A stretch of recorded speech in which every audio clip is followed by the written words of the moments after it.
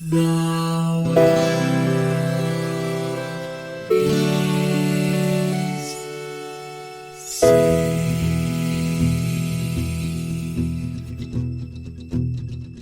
The living room's dark, save for light being cast from the big TV screen and the imminent sunrise that's teasing the one starry sky with whispers of morning.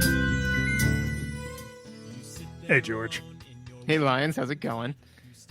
It's like a you plus me equals us kind of moment. And if you get that reference, I'm going to, one, be shocked as hell, and two, kind of proud of you. Isn't it a music thing, right? Like it's a song? It is. It is a real song from a fake boy band in a movie that makes fun of real boy bands. That actually ended up becoming a sort of real boy band when people got dollar signs in their eyes and discovered that most people don't understand the difference between legitimacy and parody. Mm-hmm. The 90s were a weird time. And by 90s, I think I mean early 2000s, but I'm not broken up over it. Yeah, well, what are you going to do? But me personally, I'm doing mathematical. Like it's... I'm a mathematician. Woo! But yeah. Yes. So we have a little bit of front loading to do with this episode. We played... okay. The blaster of maths. So technically... A blaster of maths. Technically, I believe we played New Math Blaster Plus. Mm-hmm. And I'm probably just going to title this episode Math Blaster to make everyone's life easier.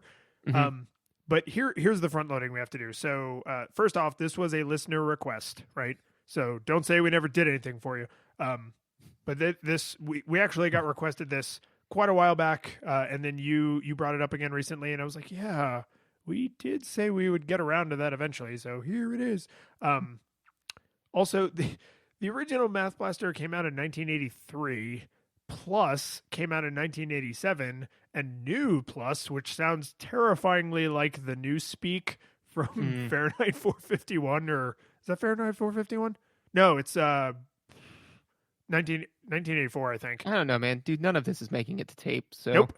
That one came out in 1990, and it is also the one that is available on the Internet Archive to play for free. So just like when we played Oregon Trail, and we were like, oh, you should go and donate to the Internet Archive because they're doing good, important work. There will be a link, an actual link in the actual show notes where you can go give these people your actual money. And you should, because they're doing God's work. Yes. We definitely played a Math Blaster, like you said. Like there's been a couple, and I remember there's like been a ton since then. The most recent one came out in like the 2010s. Yeah. So like, and I played none of those. I think that like you sent me the link to this, and you're like, is this the one that you played? I'm like, I don't know, man. Maybe, like it's been a while. To be fair, I played it a lot, but. Definitely, and we'll get into this more a little bit later, but definitely a lot of my memories about this kind of swirl around, this is educational time. And like your brain just does not hang on to that as well as, this is super fun, relaxing, happy time, So like, yeah, when you were like, is this the one? I'm like, it is as close to the one as I can remember. And Math Blaster did not have the cultural impact that Oregon Trail and like Mavis Bacon teaches typing, right? Mm-hmm. Some of those things are just like so deeply ingrained in the popular culture that even if you haven't touched like Oregon Trail since you were, 6 years old, like you've probably seen like t-shirts or jokey memes on the internet or stuff. And Math Blaster is one of those like, it's a cultural touchstone, but it never really crossed into pop culture. Mm-hmm. Right. So like for, the generation before ours, our generation, and the generation right after ours, everybody kind of knows what Math Blaster is because they probably played it, or they at least like had an older sibling or a younger sibling who played it. But it's no guarantee that once you got out of grade school, you ever touched or thought about this game again. Right. So right. Also, the differences between the earliest versions are subtle enough that I'm not really broken up over this. This is not like confusing the original Super Mario Brothers with like Super Mario Galaxy, where it's like, oh Or no, like, they're basically the same thing, right? Like these basically are the same thing. So I'm not broken up about this at yeah, all. it's not like confusing Metal Gear with Metal Gear Solid. It is not like that. And I'm telling you, they are different things. We are going to play Metal Gear Solid. I have not seen anything that would lead me to believe that those two games are different at all, or even two separate games. I'm pretty sure that this is like one of those like giant like, oh, you've been punked things, but you know. I will find you links. Links? Oh, you mean from like a good game like Legend of Zelda? There can be more than one good game. No, there cannot. So what was your nostalgia experience for this? So my elementary school, I was in Florida, had like a lot of hippie open plan schools when I was growing up. And what that meant was the buildings were usually broken up into like pods of some kind. So like each building had certain resources in it. And my building was lucky enough to have the computer lab in it. So we had access to the computers way more than kids who had to like come over from another building or only got to use the computers in the library, right? So we were blessed with access to this, literally like a room just filled with Apple IIs, or Macintoshes, original Macintoshes. So I played this game in school for school reasons, like most kids did, right? Anybody listening to this who's like, oh no, sometimes on a lazy Sunday I would just fire up Math Blaster. Like, I can't totally relate to your experience, right? I think most people probably played this in school. The kind of like, I don't know what the right word is for it. Like the niggling problem with it is when we got computer lab time, we had a handful of games. We were, games, edu games, we were like allowed to pick from. And right, so there were some kids who played like Typing Tutor. There were some kids who played Math Blaster, and obviously everyone who was cool played Oregon Trail. But there was a not a game, but there was a piece of software on the Macintosh called HyperCard, and basically it was like super powerful PowerPoint where you could say like, okay, on this screen I want it to look like this, and then when you click here I want it to do this. And what it essentially allowed you to do was make these really, even for a kid, like relatively simple kind of like point and click games. And so that was what I spent a lot of my edutainment time doing, is like building these simple games. And then playing Oregon Trail, and then if I really had to or really wanted to for some weird reason, then I would get to Math Blaster. So I have no like angst toward Math Blaster, but I also was not one of those kids who was like, yeah, I was good in class, so I get to play Math Blaster for 15 minutes like that. It weren't me. For me, actually, this is one that. So my mom, and this is where it gets a little hazy. So this is a tangential side story. So my mom, when I was younger, up until the age of like maybe 15, she worked for IBM, right? So I think I've heard of them. Yeah, I don't know. Like they're big into like space. I don't know. Something. There some little shop on the corner. Yeah, above I forget. A pizza parlor. Yeah, I remember there was like a something and disk operating system. I don't know. But also true. Oh, so anyway, so she worked for IBM, right?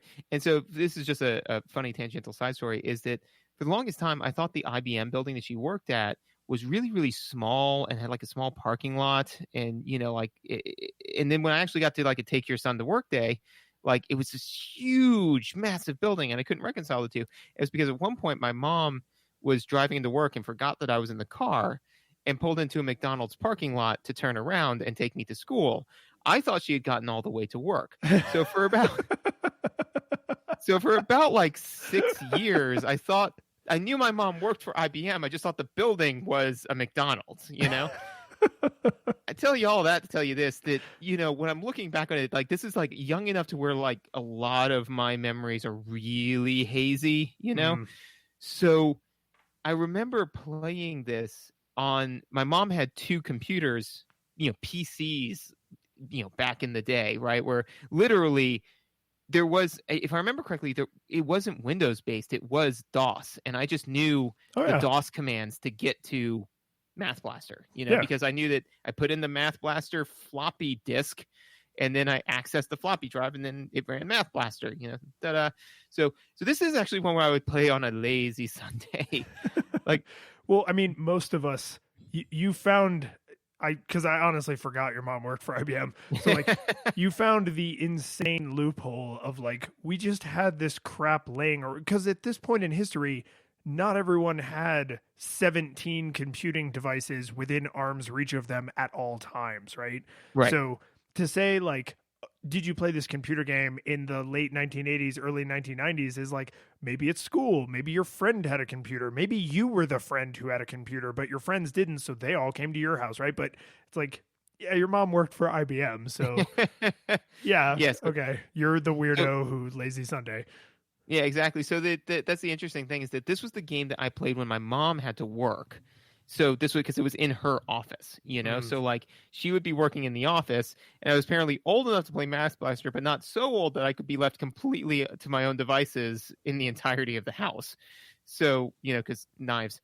So I saw a thing online recently. Knives chow? Yeah. Well, I say they call me Seven Knives because I keep throwing them in the sink before I'm done using them. But anyways, so this was that's kind of my nostalgia experience with this, was just booting it up on my computer, sitting next to my mom's computer as she was like doing work, and I would just sit there and blast some maths. I like that, because that's I think a lot of kids from our parents' generation probably remember like, when I would go with, mom or dad to the corner market or the Ace Hardware that they ran, or, whatever, like physical goods store, like, I would just sit in the back and like play with the label maker, or like I would build, forts out of all the empty supply boxes. But like, not anybody from that generation said like, I would, my mom, the NASA calculator who worked on the moon landing, like I would just sit there and press buttons on these multi-million-dollar machines until someone chased me out of the room with a broom, right? But because of when we grew up, the idea of you using a computer as a plaything to distract you, even at that young age, even when computers were still kind of considered like appliances, like that's kind of charming. Like that time was fairly short-lived, right? It was basically the 80s and early 90s. And before that, nobody had a computer in their house. And after that, everyone had a computer everywhere they went. Right. Yeah, exactly. Like now everybody carries their PC with them all the time and complains about the fact that, the cat video that they're downloading is taking slightly longer than they would like. The internet's great. You damn kid. I think that's in the top 5 of closest we've gotten to like, get off my lawn, you damn kids. Like that aged us horribly, that part of that conversation. Oh yeah. No, I mean, like, to be fair, like I've said a number of times to, people where I'm like, I don't know how our parents did it without being able to just take, like when the kid is, starting to get a little antsy or whatever, in the supermarket, or, I mean, I remember one point, Megan and I, when we were like buying a car, like we just needed Teddy to not be all over the place. So it's just like, here's one of the channels that you like on YouTube, like stop there. And moving or talking. Yeah, he just sat there and just watched YouTube. And I was like, what did I have? Like a Magnadoodle? Like, God, what did that entertain me for like 5 minutes? Like, how's that? But yeah. Visuals. Yeah, they're spoiled. We're not. Everything for us was hard. For them, it's easy. Well, actually, but visuals. I just recently had a conversation with somebody where they said, and it was kind of a, luckily I knew this person well enough that I could be a little snide with them, but they were like, well, people don't know how easy kids have it these days. And it took me a second, because this was kind of in a professional setting, to like kind of be like, yeah, I'm in the generation that's behind you, right? Like I am the generation that you're complaining about, but I didn't say that. They were like, he was like, well, kids have it so easy these days. I'm like, then we did our job. Right? Because it's every generation's job to ensure that leaving the world a better place than they found it. So we did it. Yay. But all that being said, yes, visuals. This game has the visuals, and there's more visuals than just us being old curmudgeons on our lawn telling children to get off of it. Yeah. So I've said this for a few other PC and PC related games, but I don't like this style, dude. I just don't like. I don't like the early PC, early Mac, DOSy kind of art style. Like, I know for a lot of people, this generation had, or like around this generation had like Monkey Island, and that's a beautiful game. And Legend of Corandia was a game I actually got to play through. Like, I learned about it in school and then got to play it, later as an adult. And like, it's an absolutely gorgeous game. And any of the like Day of the Tentacle, like the point and click LucasArts adventures, which I think Monkey Island is also a LucasArts adventure, but like those are visually beautiful games, even though they were early PC games. But then there's this whole other category of like early Mac and especially DOS games that just have this DOS look about them, and I hate it. And it's not a visual fidelity thing. Like, there are parts of this game that like the visual fidelity is actually fairly high, and like in the math recycler, like the gears are like pretty lovingly animated and they look neat, and you can tell like what they are and that it's this big machine.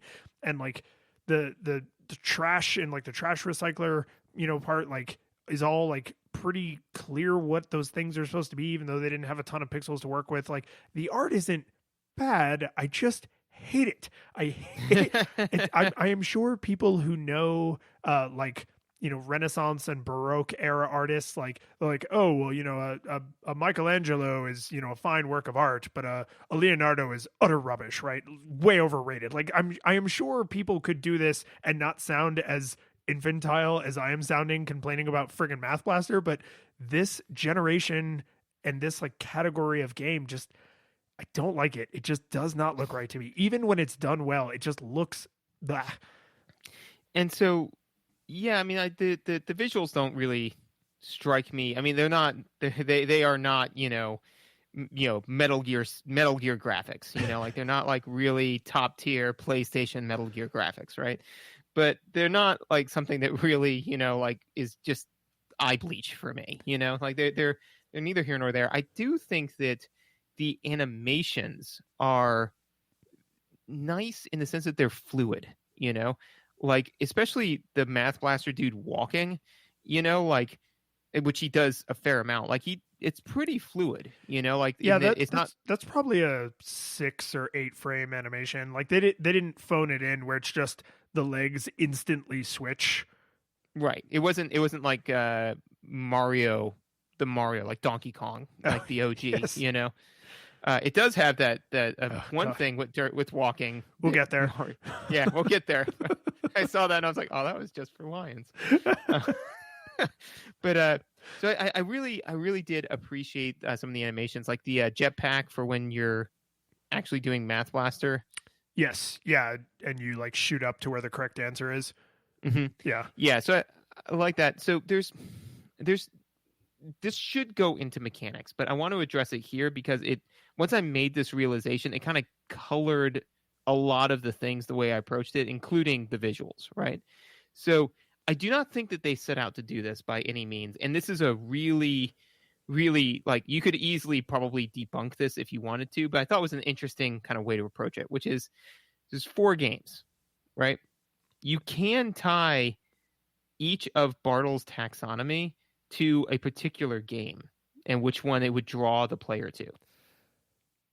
Yeah, I agree with you that whatever it is you're about to say next was not intentional, or at least no. Not, let me rephrase that. Not intentional to the depth that you are probably imagining, but the person, because I think originally this was a solo project. By the time it was, new Math Blaster plus XP 2000 Pro Edition, there's probably other people on the team, but the original game was, the passion project of an honest to God math teacher who wanted to like make something that would help kids learn math, right? And get better at math. So to say that this person or these people, later like intuited like, oh, this game is challenging for this reason, this one is challenging for that reason, and so they're all math games, but they have different game mechanics. But really, at the end of the day, you're just solving math. How you do it is varies up a little. But but to say that they were like, okay, we need to make sure we cover the broadest range of player types possible. Right. But let's hear so, it. Let's hear the yeah, theory. Yeah, so this is my theory. But no, and so I agree with you. And just like with like, Lean Six Sigma, like that type of management style where, there's a whole lot of tools and a whole suite of philosophy and all this sort of stuff that goes through it. But I mean, like basically when you say like 5S'ing an area, right? It's like, oh, you mean organizing it in a way that systemically makes sense. Like that's all that you're doing. Like there's a whole lot of like it's just packaged in a way it makes it way more teachable, but a lot of it is very intuitive. And I think that the same is very true of Bartle's taxonomy, where it's like, oh well, some people like to play games for this reason, and like, oh well, while I was watching this person play the game, like, they really enjoyed socializing and talking to other people about it, while other people didn't care about that. So how can I grab that too, and things like that, or hey, this seems, even just within one person, like, hey, this seems like it would be fun, and this seems like it would be fun. So no, I don't think this was intentional. But when I started to paint this picture out, I was like, at least when I was looking at it, I was like, this will make interesting episode discussion, it's because I was like looking at Math Blaster. I'm like, how do we really, I mean, there's it's Math Blaster, so I was like, well, we put this framework behind it, like, let's just see how this plays out. So for the rocket launcher, right? So there's one where you're building, you're just adding numbers together and you're just building a rocket, right? Yeah. Well, no time. I don't know if there's even a penalty for failure. Like, I think you can just keep going until the rocket's built. Yes, and this is also a side thing where I tried to fail at some points, but I mean, it's simple addition, subtraction, like, it's at hopefully at our age and literacy skill level, pretty difficult to mess up. So that's for explorers, right? Because every time it builds the ship, it builds it a little bit differently. Now I'm sure that there is a limit to the different number of iterations that there are, but at least for the 5-6 iterations that I didn't get the same rocket twice, right? Well, and let me I'm going to interject a counter or a parallel story to your theory, which is I have a 5-year-old, right? Mm-hmm. And I was like, oh, I would like to sort of see what this game looks like through the eyes of my 5-year-old. My 5-year-old does not play a ton of video games. She knows what games are. She has seen me play games. She has played some games, but like she's not an avid gamer, right? Her games literacy is still pretty darn low, and she finds them kind of threatening because she doesn't like things that require like her, okay, make a decision, right? And she was playing the rocket launcher one, and I was telling her, like, I was saying the math problem out loud, even though she could see it and she could read it. Like, I was trying to like kind of prod her along. And man, when like a new piece of the rocket popped on screen, she was like, ooh, right? Like really delighted. Yeah. And observing her delight was actually what made me notice. I was like, oh, this rocket's different than the rocket I made. Right. Mm-hmm. And so like, I kind of got to have that explorer moment because I was like, oh, this is, yeah, I could see why you would play this level or this little mini game like more than once, because you might just want to see what the rocket looks like. Right. Yeah, exactly. And because that's kind of where what kind of pinged me to is like, what's the reward for playing each mini game, right? So for that one, it's the explorer, right? So the idea is that you're building this rocket, and like you said, like the rocket, it's like, ooh, well, what will the rocket look like this time? So you're kind of like getting that degree of explorer, right? So the trash zapper is for the achievers, right? Because the thing that initially frustrated me about that, right, was because I was like sitting there, I was like, okay, so I do all of the equations and I get a large amount of ammo, right? Energy, and then I zap the trash. But I mean, I could get 1 trash or 7 trash, and who knows? Like it doesn't whatever. Matter. Like, does not seem to change anything. Right. So that's why in my mind is for the achiever, because the achiever says like, I will get all of the trash. Yes. Right. Like, and you only have exactly as many shots as there are trash. Right. So that's the thing. It's just kind of like, I know I have beaten the system and it is difficult. Like, I mean, I'm pretty skilled, and I got all the math parts right. And then as far as zapping the trash, I was like, this is pretty hard, So that's for the achiever, right? They would really kind of lock into that. Right. So then the number recycler is for socializers. The reason why is because it's it's strategy based, and we'll definitely talk about this in mechanics because we had talked about the difficulty curve on this particular mini game, right? But there's a lot of strategy to it, right? There's an infinite amount of time, right? And there's a complexity to it that is beyond 7+9. Like 7+9 is a fact, right? There's nothing for us to discuss. How to best strategize how to work that mini game is something that we can discuss. And because there's no time limit to it, we have all of the time in the world to discuss it. So you could say like, okay, well, if you change this to this and this to this, then that will drop down. It's like, yeah, but then that's going to eliminate a row. Okay, well, what about this? And we can sit there and discuss it back and forth, right? So it gives us a forum through which to, kind of push socialization. And then finally, the actual Math Blaster is for the kings or the killers, right? Because that's the only one that actually has a score presented to you on the UI. The socializer one does as well, right? But it's kind of like, I think they all have scores in the form of the little certificate you can get to exactly at the end, which is why it all ties back to visuals. Because initially my note was, why in the world doesn't the UI have how well or how poorly I'm performing? And it's because each mini game isn't appealing to that, right? Mm-hmm. Now, for the killer, there's a very clear goal, and the reason also why it's for killers is because there's a whole bunch of extra points that you can get, and there's a high score right at the bottom, right? So there's during the bonus stages, because during the bonus stages, I was like, I just don't care, right? Like, who cares if I get 15 points or 100 points? And I was like, oh wait, no, I do care because there's this high score, and then I can say like, I have the highest score. Mm-hmm. Here's my high score. It is better than your high score. Typically, if there's a scoring and a ranking system, that's something the kings will focus in on, So that's why, to bring it all the way back to visuals, why I had to mention this first is because initially I was like, the UI is terrible. There's no way for me to tell how well or how poorly I'm doing in most of these games. But then I realized it's, in my opinion, because they are intentionally occluding some of that information because they don't want you to focus on it, because that would make the game less fun for some player types. Well, and the Math Blaster, the Math Blastering, is the only one that has a time limit. So it's also the only game that lends itself to scoring your ability to do math, because they're not like, you could make the argument as an educator that scoring someone's ability to get things right and wrong is not really measuring the right thing.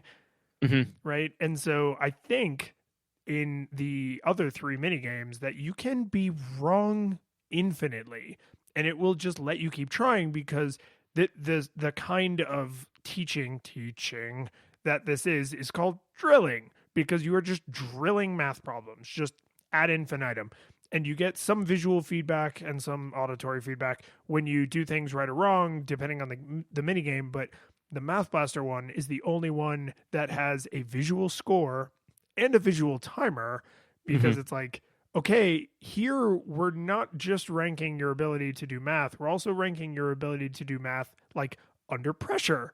And so arguably the score is directly correlated to how accurate your math was, but you could make like a very hand wavy, like, well, no, like really the thing we're measuring is their ability to do math under pressure. Given an infinite amount of time, another kid might be as good at math as this kid who got this high score, but this kid was able to do it under pressure quickly, right? And that is measuring a different kind of thing. And so I'm with you 100% that occluding that information on the other games and including it in the Math Blastering is is in line with not only the mechanics of each game, but kind of what you would want as an educator. Like, I don't want someone to have a high score on every game if their score is not the thing that I want them to care about. Don't show me information that I shouldn't care about unless your goal is to actively distract me from the real objective, which is not usually how edutainment works. Right, exactly. No, I agree. And to be fair, like, definitely, I'm not a formally schooled educator, so I don't know for sure, like what exactly they were trying to attempt, or even if due to the age of the game, what they were trying to attempt is still considered to be the best way to teach. But yeah, I mean, drilling. So I wanted to talk about this later No, you know what? Teaser. We will talk about this later. So, one of the things that I wanted to comment on about the difference between the mini games, besides the high score, is when you just look at the mini game, it's not immediately obvious what you're supposed to care about.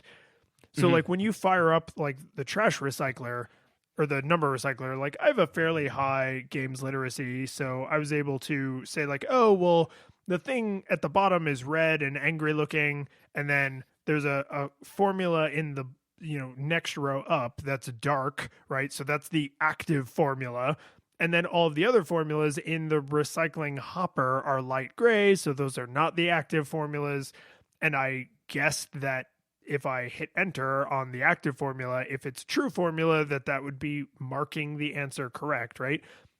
I had to make a lot of assumptions there, though, right? Based on a fairly large amount of games literacy. Just looking at here are columns of numbers and mathematical symbols, and here's an empty row doesn't tell you a lot, right? Right. And I suspect that Math Blaster, like a lot of games, like if I had read through the help menu, because it's a PC game, so there is a help menu, right? If I'd read through the help menu or if I'd had the booklet, that it probably explains the rules of the games because it's edutainment, so they're thinking of it more like board games, right? Or lesson plans where you have to explain the rules of the assignment. But with a video game, you can convey some of that information through design, and they just really don't. Like in the trash zapper, like I know what zapping is, so I guess like, oh, as this power bar is filling up when I answer questions correctly, and then there's trash going across the screen, and there's a crosshair that I can control, which you have to know to press buttons to realize you can control the crosshair. It's like, oh, I zapped the trash because I filled up the power meter, right? But like, they don't really tell you that. And they could. When you go into that game, they could just be like, answer questions, right, to fill up your meter and then blast the trash away. I can almost guarantee you that information is in a help menu somewhere, but like, just tell me when I go into this game for the first time this session, right? Or for the first time for my player name or however you're going to key off that, like, just tell me what my objective is if you're not conveying that through the visuals and the design.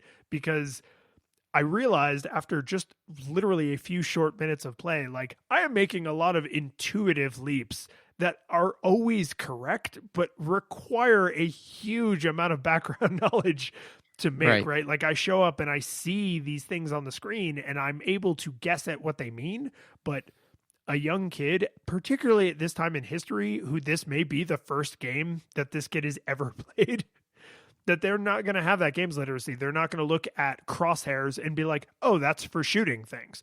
They're not going to look at the red column in the number recycler and be like, oh, that's the one that gets destroyed if I let the numbers go down there and they don't get recycled. They're not going to necessarily look at the falling alien and be like, oh, that's my countdown timer in the Math Blaster, right? You might learn those things through play, but because there isn't really super obvious penalties for failure, it's not always clear like, oh, was what just happened a good thing or a bad thing? Like the numbers went away. Did they go away for a good reason or a bad reason? They're off the screen. Is getting them off the screen my objective? And I think that's the big thing is that it's what age, because not only is the age important, but in games literacy important, but in this case the literacy is important. Yes. You know, like because I mean that's one of the interesting things that's been very fascinating for me for trying to find video games that Teddy and I can play together and that Teddy can play to a degree on his own, is like there can be no information that is solely conveyed through text. You know, like, so I mean there's a whole bunch of games where like, and we were talking in the pre-show where if you liked game A, then you will like game B, you know, like I can't rely on that at all because it's like, oh, did you like this one game? Well, you might like this other game. It's like, does it explain stuff through text? Because if it does, then I can't play that game. Yeah. And I mean, even in modern gaming where they have high fidelity audio and they have fully scripted games where every single thing is done, you know, through a character speaking, there's still buttons and signs and all kinds of crap that is labeled with text that a kid who either can't read at all or can barely read or who can't read quickly and confidently, right? Like that makes it completely inaccessible to them. And that's not a bad thing. Like using language in your game is not Right. a problem, but it does create a problem for certain kinds of people. correct. And that's the thing is that, like if you are making a game that is directed at somebody who's learning basic arithmetic, you at least shouldn't rely on heavy text-based stuff because for one of two reasons. One is that, again, that just reading may not be their strong suit, like they just may be weak in that area or straight up can't read to the degree that you need them to.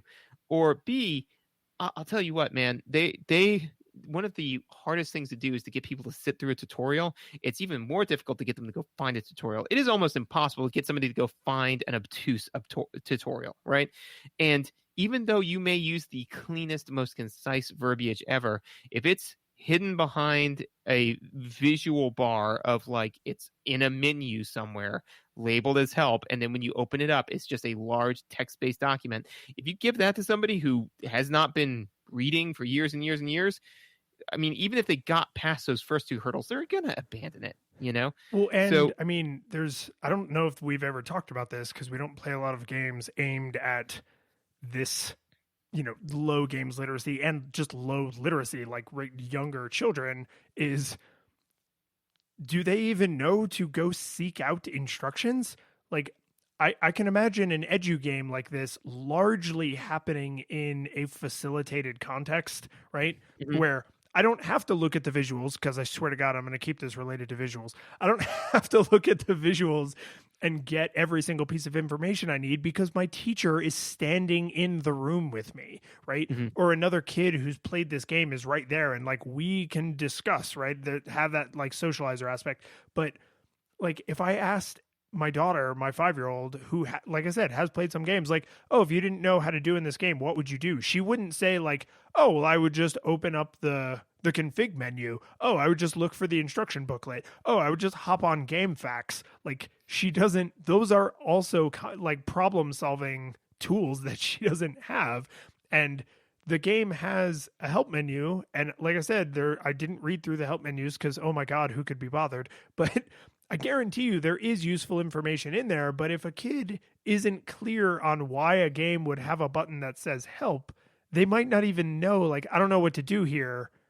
I'll go into this menu and then I'll read all these instructions and understand them well enough to then go back to the game and play it, right? There's a lot of if they know that's what the menu for, and if the information is in there is useful, and if they understand all of that information, like. And so the answer is, yeah, they're not going to do any of that. And to your point before is, there is only one game that I think that we haven't done it on the show, but that we both kind of touched on that is like the lowest possible games at literacy, lowest just pretty much anybody with a pulse can play it. It's not fun, it's not enjoyable, and it's basically barely a game. Would be Luigi's Mansion. Well, I mean, it's a baby game for babies. Yeah, I mean, it's like a rattle or like a teething ring. Yeah, kind of like that, or like a spinning fan, in that like I guess like a mobile. Yeah, no, I meant an actual fan, like like it's not even like the babies stare at that too. Which in that case it's not even like a toy. It's just something that I assume like the game Luigi's Mansion was originally meant for like training, like some like weird training game, kind of like Math Blaster, right? But then all of a sudden they were like, oh, let's just slap Mario's brother in it because Mario's agent straight up said, I won't touch this game ever. It's terrible and it's awful. And then Luigi, who was currently like and it's homeless, beneath me. yeah. He's like, you know who else is beneath me? Luigi. And so then they said, smack it, ship it, we're good to go. That playing Luigi's Mansion will be like, that's our boss level. That will be our greatest our greatest challenge if we can ever be our last muster episode. the courage. Yeah, whenever we decide like this is going to be our last episode, it should be Luigi's Mansion. We should go out on that. Just be like, it broke us, man. Like, what's the point of gaming anymore? Why do I even exist? So, any other thoughts on visuals? Just one other minor thing that I had. This is just so minor, but like in those mini occluded Kafka-esque menus, I delved into them briefly. And dude, the printer options were delightful to me. Right. Right? Because it was like, are you using a dot matrix printer, or are you using them like, what's a printer? You know, like I don't know. I got a huge kick out of that. That to me was very nostalgic. That was a throwback, man. Yeah. I could like smell the ink. I could hear. Do you remember the noise those things made? Oh God, yes. So my father used to he would order an extra ream because he had a dot matrix printer that he had to use for work. He would order me an extra ream of paper.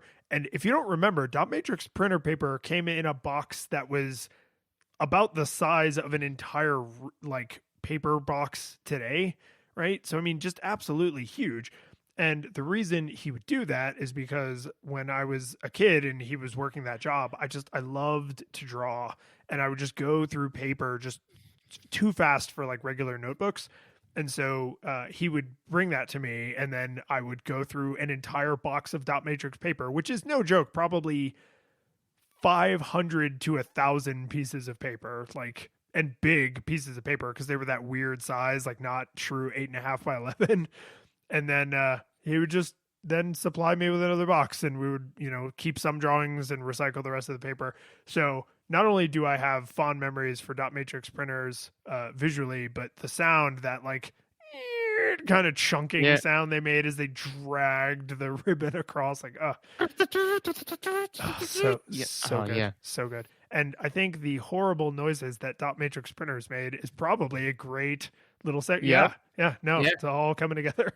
I love it when a plan comes together. So to start off with sound, you want to talk about the lovingly, beautifully crafted sound that each one of the Martian, I assume he's a Martian's feet, made as it tactfully and gingerly touched down upon the ground, only to propel him further forward to take yet another step. Yeah, so here's the thing about walk noises. I realized that there was a time in gaming history when they couldn't create a realistic sound of someone taking a step, but they knew from years of silent movies that became talkies and cartoons that got rich, audio tracks, that you needed ambient noise. I have no evidence for this, but I'm deciding that there needs to be a good reason for this thing to exist that I hate so much, because otherwise there are just things in the world that exist so I can hate them. Mm-hmm. And I don't want mansion. Yeah, I don't want to believe that the world has too many things in it that fall into that category, right? We only need the one Luigi's Mansion. Exactly. So when you think about like a radio play, right, where there was a Foley artist like slapping sticks together and wiggling the thing to sound like thunder, and making scary noises with chimes and rattles and stuff, like that. What's that? Do you have an example? I can't hear what you're saying. Like the scary noises thing. Like, what would that sound like? Yeah, that stuff, right? Those people were professionals, damn it. Don't you dare to undermine them. So, they were. And that was a theremin. That was a good impression of a theremin, too. I just carry a theremin everywhere I go. That's a good visual gag. Right? But so, like, those, we've known for a long time that, like, the sound, to say, like, it was a windy day isn't the same as having the noise of wind from like a Foley artist, right? And then when there was a visual for something, it really helps to pair it with a sound effect. Otherwise, your brain is like, what is happening right now? Like, I just saw a door slam. Why didn't I hear a door slam, right? Your brain just has these expectations because of, reality, right? Maybe blind people or deaf people don't automatically associate sounds with visuals if they've been that way their whole life. But for people who can see and hear, we tend to associate certain visuals with certain sounds and vice versa. So when we started making video games and people decided, I can't just show a person moving through space, it has to make some kind of noise. And we had all sorts of fantastical creatures and monsters and space aliens and things. They couldn't just make them have regular walking noises. they had to have some kind of weird walking noise. But oh, wait, even when we do just have regular people walking, like Mario, who's walking on steel girders that for some reason make this horrible squeaking noise, I think it's because they didn't have the fidelity to make a realistic foot clomping sound. And if they did, and it was the only sound effect because they could only simultaneously generate 2 sound effects, it would probably have sounded horrible. And that just opened the doors for every stupid noise they could program into the computer to make it spit out some kind of, I mean, just you listen to that sound and tell me there's a God. There is no way anyone thought that that's what it should sound like when I'm going to agree with you, he's probably a Martian. When the Martian guy, the math blaster, right? He's like the Highlander. There can be only one. There's no way that anyone thought that that's what it would sound like when he walked, but God help me, he had to have a walking sound, and that's the one they landed on. So let me ask you this. Do you like the... No, that's not that's not what I wanted to ask you. Okay, and this kind of touches on one of my other notes, which is I know that Mario in Donkey Kong makes that godforsaken noise, and I know that it's here, and I remember it was in one other game that I'm blanking on right now. But like, for example, Super Mario Brothers 3, right? Super Mario, none of those have walking noises, right? So it's interesting that you picked 3 exclusively- specifically because 3 has the speed noise, which is not the sound of you walking, but it is an indicator of how fast you're moving. Well, it's an indicator that specifically that you have reached the point to where you can fly, interact differently with the world when Yes. you jump. Yes. You know, It's that's a like- visual. That's an audio cue. Yes, That's letting it's you an know. audio cue, like an engine shifting. It's like, oh, now I'm Right. in a higher gear, but they're Right. not trying to pass it off as the sound his feet make. Correct. So what I'm wondering though is it pretty much in games where there's no ambient music? No, I would say almost every single modern game has walking noises. No. What I'm saying is the walking, that godforsaken walking noise. Is it just in these older games? What I'm saying is, were they making the game and they said the silence is deafening. We have to have like it's this is awful. Like there's just nothing happening. We have to have some kind of sound to let people know that something's happening. Right now in Super Mario Brothers and Super Mario 3 and all that sort of stuff, there was music, right? So that kind of let you know that the game was playing, things were going, and it gave you that audio satisfaction, right? Whereas in these games, there's nothing except for the sound effects of what's happening. So they're like, God, when something isn't actively being blasted, like there's nothing, it's silent. So we got to fill the void with something. Let's fill it with walking. So I would believe that is a factor. Particularly because Donkey Kong, one of the most egregious examples of a horrible walking noise that served nothing and no one and made everybody's life worse. Those screens, right? A lot of arcade screens, people don't really realize, but they were often special screens that were extra tall because, the action was usually coming at you, right? And sometimes they would take regular televisions and turn them on their sides. And a lot of people don't realize that old-fashioned TVs were not square. They were, in fact, 4x3. And if you turn it on its side, you become intensely aware of how rectangular it is because you are not used to seeing it on its side. So modern TVs like that are 16:9 or 16:10 or whatever, like you're like, oh yeah, it's a rectangle. But old TVs were also rectangles, right? So when you turn them tall wise, lengthwise, whatever, then you're like, oh wow, look at how tall it is, because your brain just isn't used to seeing that. And that's how most arcade cabinets were. So I say all that to say this: in a lot of arcade games, like the original Donkey Kong, right, you are looking not where Mario is. You are looking where the things that are going to kill Mario are coming from.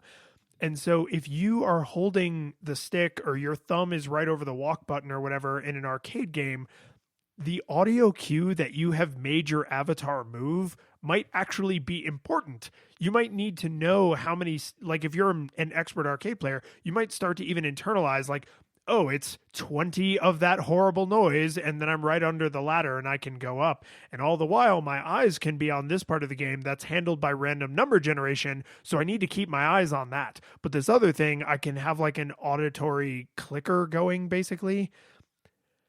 And that, I mean, man, I just, again, made a lot of assumptions. I am wish casting a lot about how you would totally justify this terrible noise, right? So, a combination of, well, walking makes noises, and, well, it's information that they might need because they're not visually looking at that part of the screen. And there's this, like, we don't have any music, we don't have any other sound effects, we need something to be happening. And what's the thing people do most? It's walking. So we'll make that make sound so that the game is always making sound.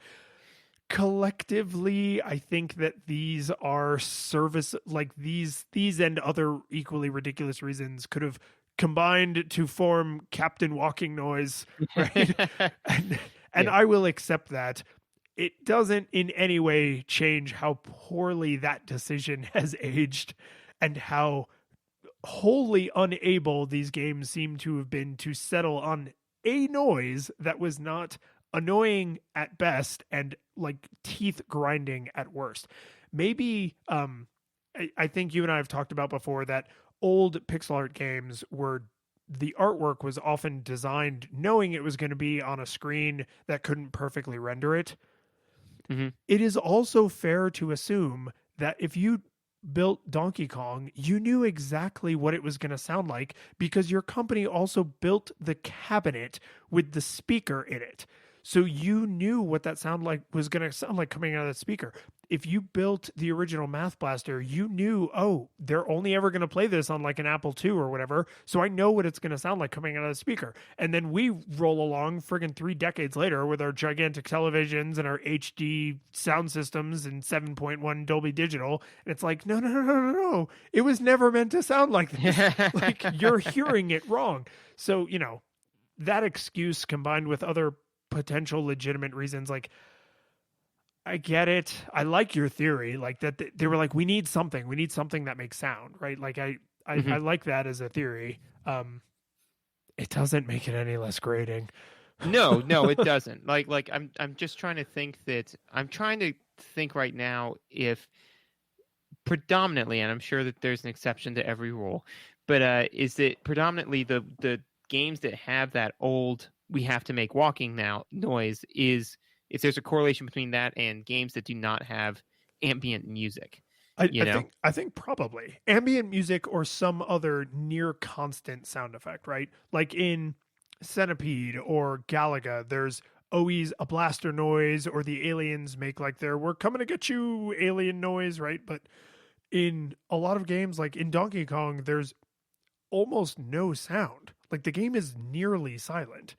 And speaking of nearly silent, this game has one piece of music. Math Blaster has, as far as I was able to discern, one piece of music, and it is not friendly.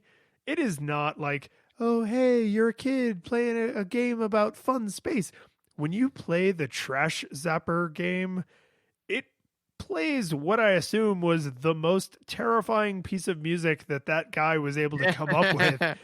It's so out of place. It's so incredibly out of place. Yes, yeah. To kind of bring together for me for the audio, is it basically is, you know, as I said, is it there's the walking. Every time there's walking noise in a video game, I'm immediately going to bring it up because I think it's funny. Jerk it. That's what the walking noise sounds like in this game. It's not a beeping like it is in, or a squeaking like it is in Donkey Kong. It's jerk, and it's a lovingly crafted jerk it, because they've actually made it sound like it's echoing in a room. Like they really tried. They really tried to make that noise sound 3-dimensional, which is a feat. Like, I'm actually kind of impressed, but it doesn't need to exist at all, and it certainly doesn't need to be so thick. Well, and also, naming your sex tape. So, but also, the thing that I just thought of is that you're right. It is way more deep. It does sound like a kind of like a, you know, like it's. So I just, and this is kind of tangential, and a little harkens back to visual. But is there anything that scales the size of Math Blaster? Like, could he potentially be like 50 feet tall? And the reason why it makes that huge noise is because he is like slamming into the earth. It's just a thought that I suddenly had. I'm like, I don't think that there's anything that like I mean, universally would scale him. No, because the only other living creatures you see are aliens. The only other natural objects you see are like, I think you see like some food debris in the trash, but it's on a screen because he's in the ship controlling the zapper. So, and then everything else is Math Blaster made, right? It's Math Blaster's rocket ship, Math Blaster's math recycler, right? Those machines could be any size. They would be scaled to him, not the other way around, right? So without a Reddit thumbs up banana for scale, like I don't know how to say for sure how big he is, but maybe he's a giant. Maybe he only ever walks on hollow metal surfaces, and so it makes that noise when he walks. No, my new headcanon is that he is like 50 feet tall, Attack and he of just the giant. Because now if I go back and replay this game again, I'm just gonna be like, oh man, he's huge. look at all these things going on, man. It's huge. But yeah, I mean, so aside from that, the walking noise is that there is no quite often. And I think that this may very well be because, they were like, look, predominantly this is going to be played in classrooms. So the sound's going to be off. So we can't really relay a whole bunch of information through sound. So there isn't any. Like there's the walking noise. There's next to no music. It is actually quiet a lot of the time. So as far as sound goes, there were some areas where it was displeasurable. No place where I'd say like I was like claw my eyes out awful. There's some places. No, where I mean the walking noise so... is annoying, like most walking noises in older games, but it's not the worst one. Donkey Kong still holds that card. Exactly right. So I think that for me for sound, it's kind of like on a scale of -10 to 10, it's like a -1, where it's like. It's not good, and definitely there were a lot of missed opportunities, but I would be, if I were the game designer, I'd be a little loath to have a lot of information conveyed through sound if I wasn't certain what type of play environment they were. I don't think that the key demographic was people who were playing this at home next to their mom who was working, Well, and there's, as a person who has dabbled in a variety of creative fields, audio seems like it's harder to do and you are punished less for phoning it in. Like a game that has mediocre music is almost never panned the same way as a game that has mediocre visuals, right? Or a game that has like mediocre, game feel or whatever. Like if the songs are not particularly inspiring in a modern game, like if you went up to anybody who's like, oh man, I've put in thousands of hours on Call of Duty or like some, dude bro shooter, and it's just like, oh yeah, what's your favorite piece of music from that game? They probably wouldn't even be able to answer you, right? Even though there's probably music happening in dude bro shooters all the freaking time. I know like Halo is famous for its soundtrack. Name another dude bro shooter that is famous for its soundtrack. There aren't a lot, right? Broforce. Okay. Google it. Yeah, no, I know it's a thing. But you take my meaning, right? Like we are as a species in general, like visual creatures, right? Yeah. A lot of our cognition is tied to that particular sense. And so if I was a solo developer or a small team of developers that are focusing more on making this game something kids would want to play to hopefully teach them math, if we don't have anyone on staff who's a talented musician and understands how to make music on a computer, which is an entirely different skill from like knowing how to play the piano, right? I probably wouldn't fall all over myself to be like, oh, we can't ship this until we hire a digital composer. Like who's going to play our edutainment math game if we don't have a stirring soundtrack? No one. That's who. Exactly. And John Williams was unfortunately booked. So yeah, I mean, at this time in history, he was taking a 10-year break to prepare himself for the music that the Star Wars prequels would require. Oh, yeah. And thank God that he did, because I think that we can all agree that those Star Wars prequels are...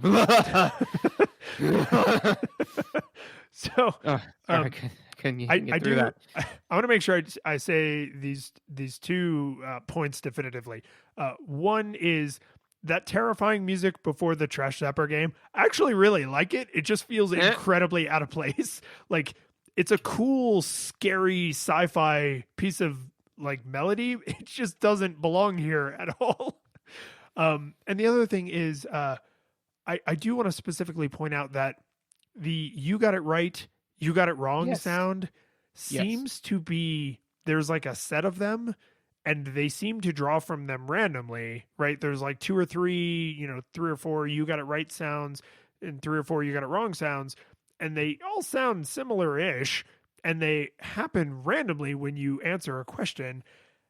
And that feels like the most egregious missed opportunity with the audio is, please, because all the games look visually different. So I understand why I don't have the same visual feedback for "you got it right." Even though there are ways you could do that, I understand why they didn't do that.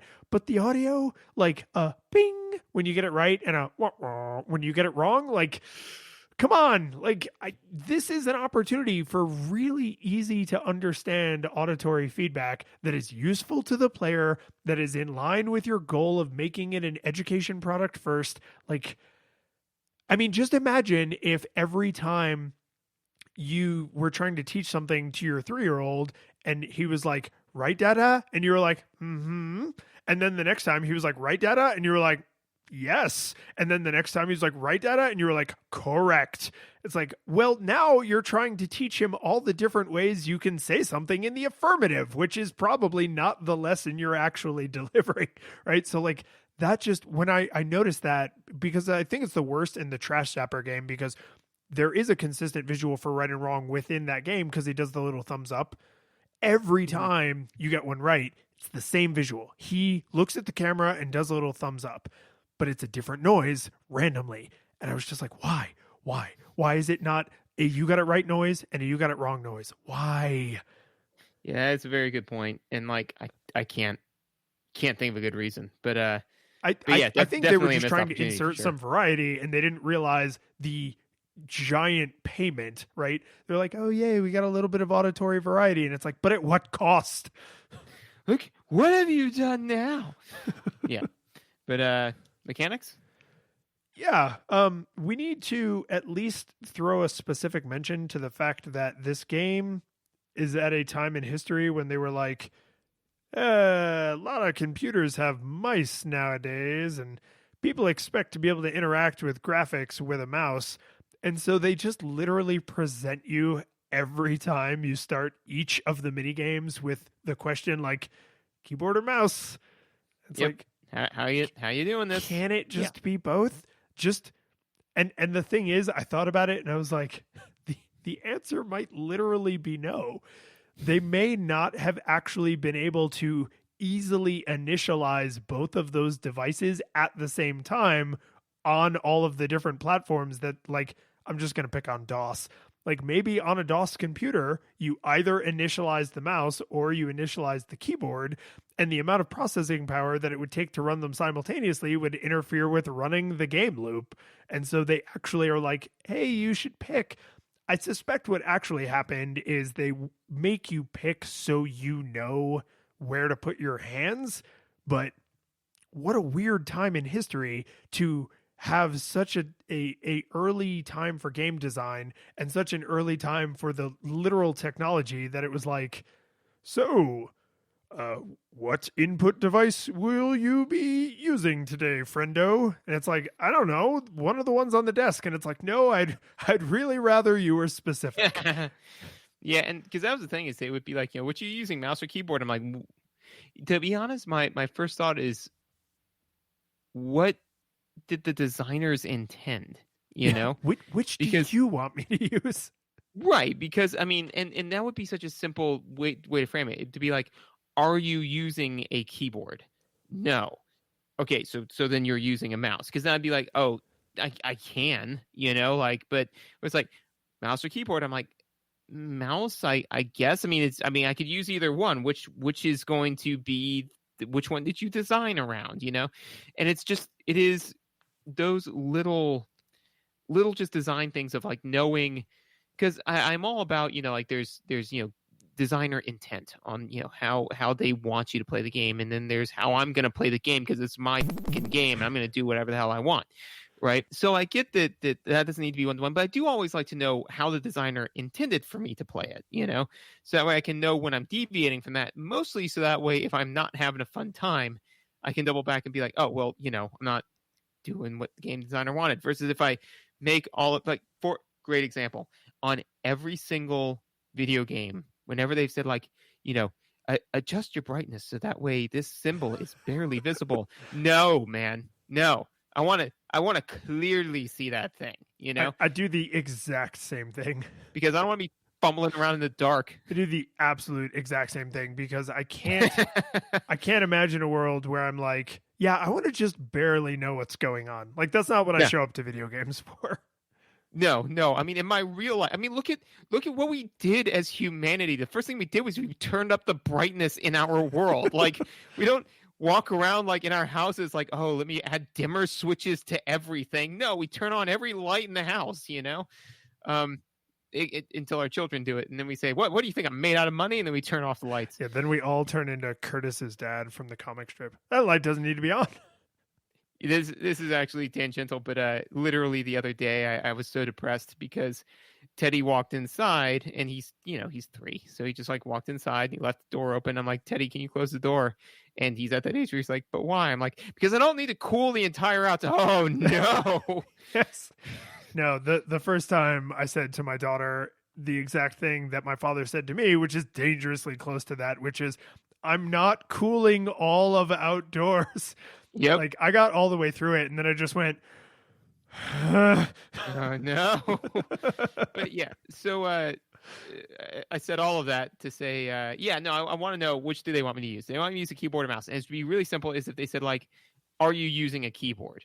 No. Like, then I would probably say, like, oh yeah, no, I can be. And then I would have said yes. But the fact is, like, which one of these two equally viable options are you using? I'm like, whichever, I guess, mouse?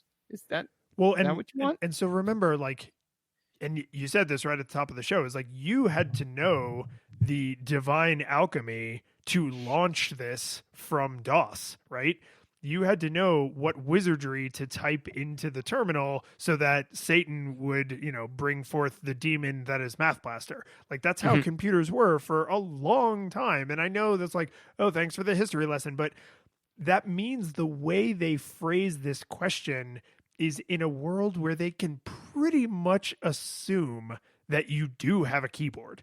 Like, you have to type in numbers to play the game, so there's no way you don't have a keyboard, but you might not even have a mouse, right? Mm-hmm. You may not have a pointing device at all because you may never use any software that even supports a pointing device, let alone requires it.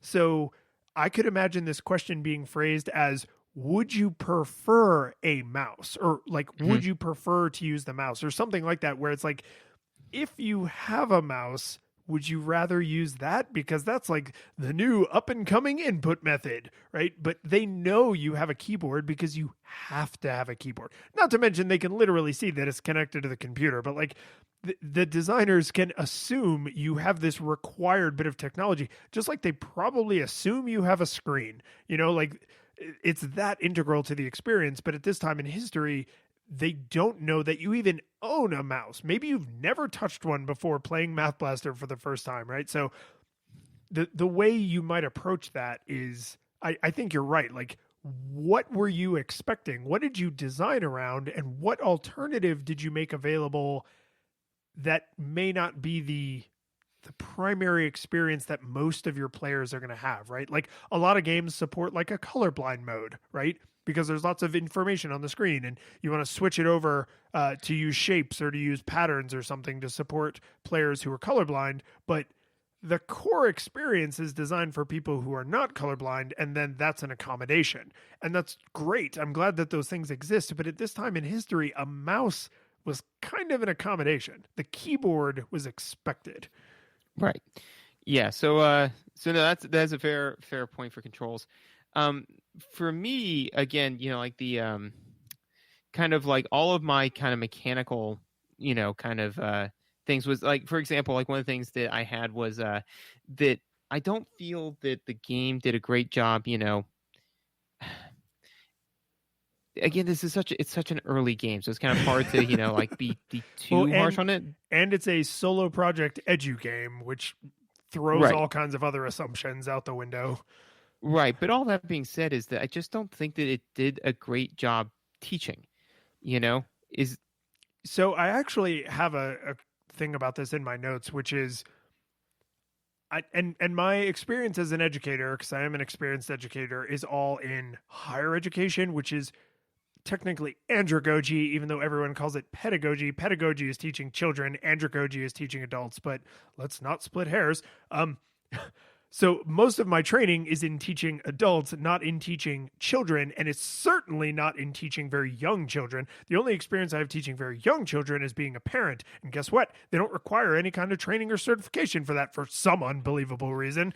So I have a pretty high level of confidence that this is not a teaching tool. This is a drilling, or what you might think of as like a studying or practice tool. So I know that sounds, for someone who, most of the people in our audience who are probably not educators, that may seem like a nitpicky difference, but teaching someone how to do something and then repeatedly testing them on it once you know they know how to do the thing, those are in the brain different things. And I don't think that this game is trying to teach math. It certainly doesn't feel like it's trying to teach me math. It feels like it assumes I know how to do addition and subtraction and basic multiplication and division, and now they are making me drill it. Mm-hmm. And like that's the thing is that from my seat is that I feel that the game doesn't. The reason why I say it doesn't teach very well is because it doesn't give very quick feedback. It gives you that end report card, right? And that's why at the beginning I kind of mentioned the Bartles taxonomy thing, because initially I was like, no, I should be getting constant feedback on my performance. Why wouldn't you? That's and so the fact that it kind of defaulted to, I'm not sure again whether this is like Bartles taxonomy based, or which I doubt, or whether it's just this is the way it's done in the classroom. But like with video games, the awesome thing about video games is you can get real-time feedback, so I mean, like take in Mario, they literally have gating mechanics that say, you will not get past this point unless you have mastered the skill, and I didn't really see much in the way of that. Like I intentionally flubbed it for a little bit, and it was like, no. And I'm like, well, then now help me. You've now seen me fail at this a number of times. Say, hey, either go get your instructor for help, or no, we need to bring it back down a difficulty level, or any sort of like feedback loop. There were no feedback loops in this game. It just kept hammering you with the same stuff over and over again. Now, again, from a classroom setting, right? That's to be kind of understood. I mean, teachers only have so much bandwidth, right? So they give everybody an assessment, you fill out the assessment, and then 3 days later you get the assessment back and you see how you did. And this mirrors that. But it's like, but it doesn't have to, know? No, and this is, I don't want to go too far afield on this just because, like, this is my area. Like, I could talk about this near indefinitely. But one of the promises of digital education has always been automated, personalized feedback. And math, of all subjects, is so high on the list of works really well in this paradigm, because I can answer a math question wrong and the game can know exactly how it's wrong. It's not like I'm writing an essay dissecting the plays of Shakespeare and why some are better than others. Like, the computer is not sophisticated enough to understand that, despite what most people say, a human is best involved in that process. But math, computer's good at math, right? Like, and it understands that. And because there's a limited number of inputs, you could actually plan around every possible answer, or even just categories of answers, right? Like, oh, if it's a higher, like if it's 2 plus 2 and they enter 5, you could say, nope, that's too much. And if it's 2 plus 2 and they put in 3, you could say, that's not enough, right? And then like they're at least getting a little bit of corrective feedback as opposed to just right or wrong. And as we talked about in the audio and the visuals, the feedback on whether or not you got something right or wrong is so mild as to be almost unhelpful unless you already have a certain amount of games literacy. If I answer a math question and then this bar that was all black is now a little bit yellow and then all black, and then I answer another math question and now the bar is a little bit more yellow, do I want that? Like, does that mean my math is good or bad? When that fills all the way up, does the space station explode as a punishment? I don't actually know, because I have to make a bunch of assumptions about science fiction and games literacy and what the object of this game is, if I even know that, to know if this is a thing I want, right? So just a very clear right and wrong, right?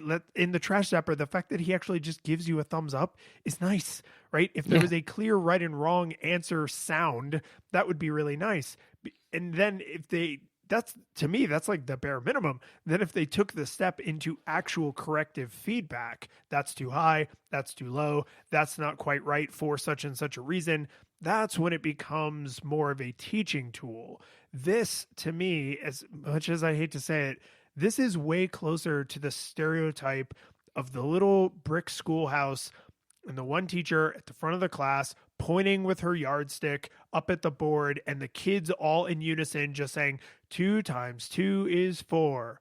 4 times 4 is 16, right? Like, oh God, like, and I know the game's trying to do a lot and it was a weird time in history and blah, blah, blah. Like, I get all that, but knowing what we know now, it just feels like all of these lost opportunities, things they could have done then. It's not like any of this was beyond them technologically. It was just beyond them from like a game design standpoint, and probably the talent of the team working on this, because they were educators primarily, not game designers. Right. So do you have anything else for Control? I think that I have something that links back into this, but kind of goes into the did it hold up. So I did promise earlier that I would talk a little bit more about my 5-year-old's experience. Yes. And I do think this was actually valuable, because it occurred to me, I was like, oh, this may be the most perfect game for me to share with her for an episode of Nostalgia Goggles, because it's aimed at about kids her age. She's actually a little bit on the young side, but not too much. And I played the role of the teacher, and I sat with her and I was like, oh, this is trying to do this is trying to do that. And this is where I realized that some of the mechanics are not only not conveyed clearly through the game, but are actually harder to explain than the math that is related. So the number recycler game, I think, is the most egregious, because with the Math Blaster, it's like, okay, the correct answer is up at the top and you need to shoot yourself up to the correct answer.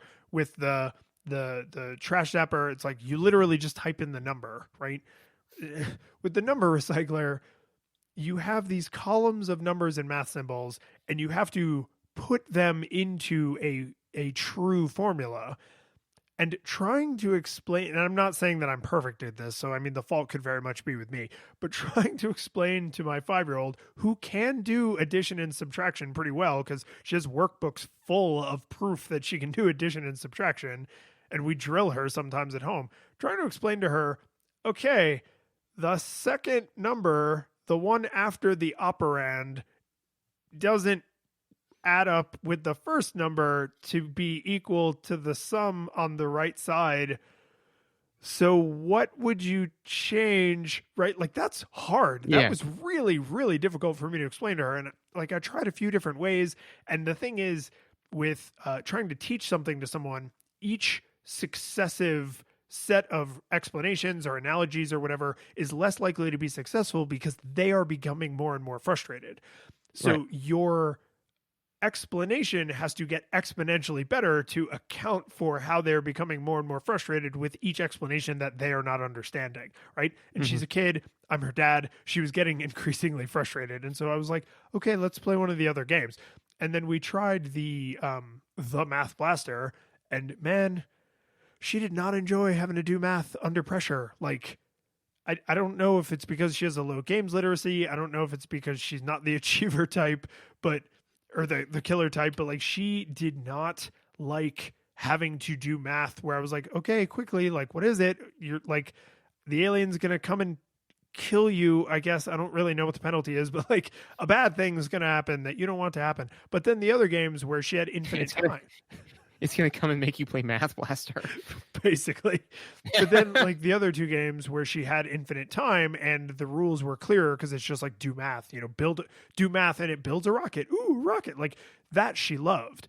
And so seeing it, in real time her experience of these mechanics, not just in terms of how she felt about the different mechanics, but the game's ability to convey why this is any fun and why you would ever do this was like a really informative experience. And to be perfectly honest, I mean, none of the math in this is beyond me. So it made it easier for me to focus on the mechanics and not have to focus on the drudgery of typing in numbers to simple addition and subtraction problems. So yeah, like I thought that there was a unique thing about this game that I was able to like not just bring my kid into it and turn it into a fun father-daughter thing, but like bring her into it and use her as the lens by which I observed a lot of the mechanics in the game world. Like that's not something I've been able to do so far, and probably not something I'll be able to do terribly often because she is 5.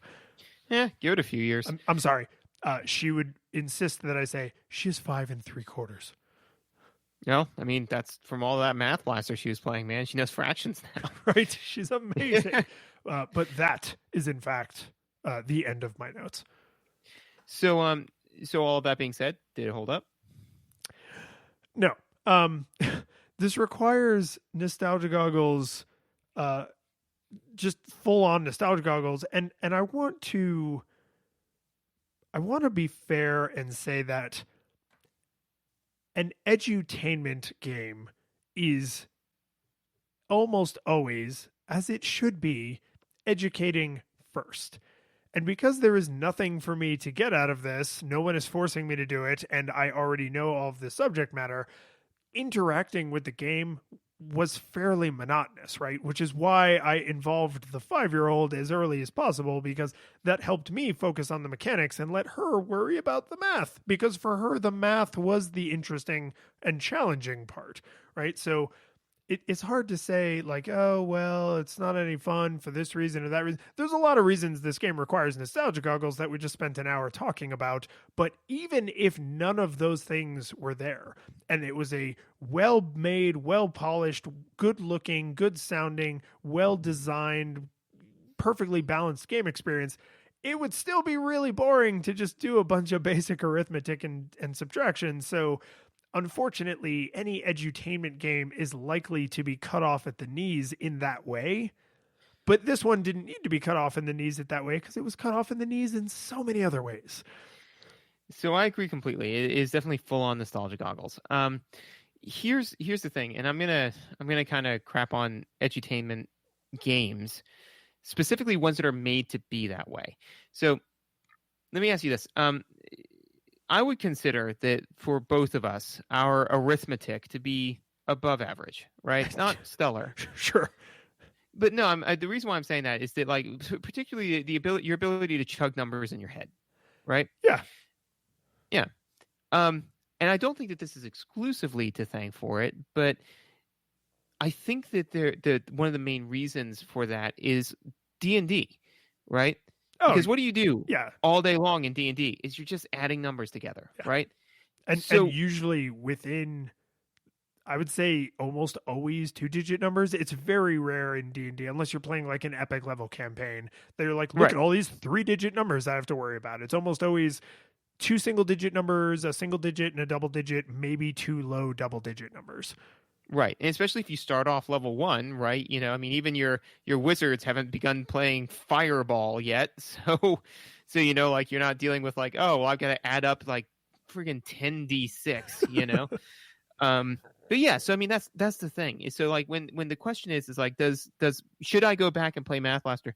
No, go back and play another game, any game that is just math centric, you know? And I think that this is where a lot of times games like this mess the boat, is because they're like, well, we need to be educating with math. It's like, if you are trying to make a game that circles around educating math, it can be done in a very entertaining way. This game doesn't even, as you said, attempt to do that. It attempts to drill math. And if you're just trying to drill a subject, there are a bajillion different more fun, more entertaining, and more engaging ways to do it, especially with math. I mean, like, basically every game has to have some kind of a system that you count stuff as a general rule. Even Candyland, right, which is all about, like just colors, right?